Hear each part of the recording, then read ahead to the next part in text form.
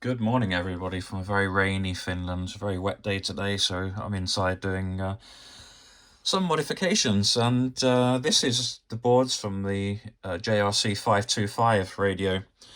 Now, this is a bit unknown to me, and it was unknown until I found it on someone else's NRD-525. But this is a ROM upgrade for the 525, which I didn't know myself existed until fairly recently.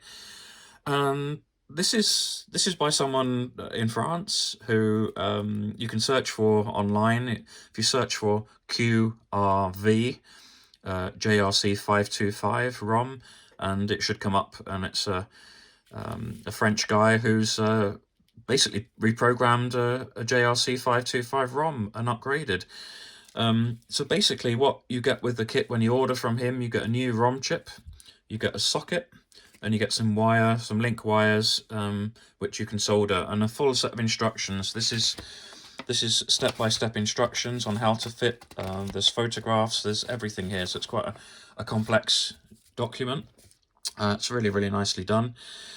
So this ROM upgrade I'm really excited about, because this gives me so many options. I mean, the amount of tuning steps you now have. You've even got the 9 kilohertz.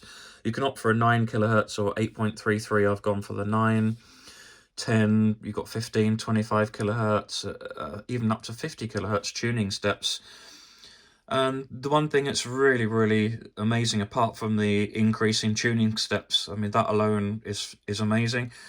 You also get the option to have 5 filters, which to me is really, really perfect for broadcast listening, because at the moment on the JRC you've got the main roofing filter. So when you select the aux position, this filter comes in. It's probably about 12 to 14 kilohertz. It's really, really wide, but it gives lovely audio. Now that is just simply too wide to listen to most stations.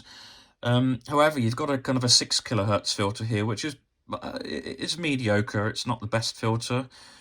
You've got the mechanical intermediate filter, which is 2.4, and you've also got an optional CW filter. I mean, I've got a 1 kilohertz filter. I just find that that's good for SSB as well. So I didn't want to go down to 250 hertz or 500. It's just too much for me. I'm not a CW listener, and I mostly use this for broadcast. So that's the options. You have 4 filters at the moment, but of course there's an aux position here. So when you fill this aux position on the old ROM, on the normal JRC settings, you lose the ultra wide 12 to 14. So the beauty of this new ROM chip is that you can use all 5 filters. So, that's really, that's another fantastic option. Even if that was alone, it would be worth upgrading, because in here I've ordered an 8 kilohertz broadcast filter. So this is going to give me so many options now for broadcast listening. It's really amazing. I'm going to have the narrow, the intermediate, the wide, the even a little bit wider, and then the roofing filter of 12 to 14, the ultra wide. So really, really fantastic. This improves things massively and gives it a massive upgrade over many radios, and kind of, it brings it a bit more up to date. So the situation is, with the QRV ROM, you need to unsolder, unfortunately, the PCB, which is a bit daunting, which I'm not looking forward to at all. And there's modifications to like tracks and jumpers on both the boards, to connection of an IC, and basically you basically link the wire to somewhere else and cut the track. So it's not for the faint-hearted, but you've got step-by-step instructions, and if you've got good basic electronic skills and good soldering skills, you should be able to complete this. So I'm hoping everything will go okay, and I'll come back and let you know at the end. But yeah, what an upgrade. This really will make my receiver incredibly good to use, and very, it's just what I wanted. I'm really, really happy about this.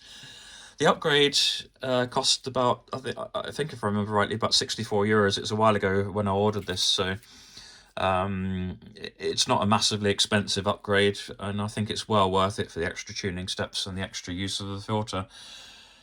So I just thought I'd mention this, because it was new to me. I hadn't seen it. I saw it on someone else's receiver and had to ask. It's not common knowledge, it seems, for especially for 525 owners. They don't seem to be aware of this. Maybe some are, but the ones I've spoken to certainly haven't known about this option upgrade.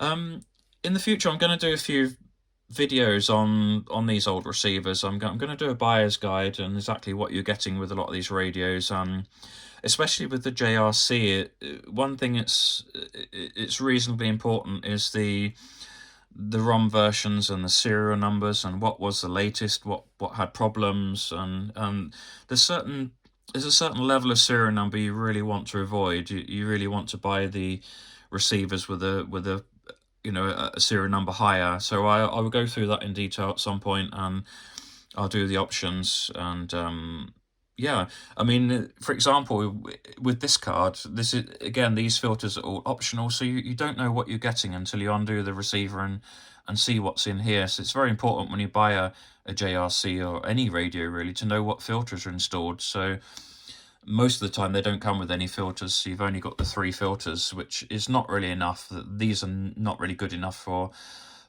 use. You do need a narrower filter for SSB and CW, things like that. So yeah, you've got to be very, very careful what you buy, basically. And unfortunately, in most of these situations, you do need photographs of the radio opened, and you do need to know what is inside filter wise.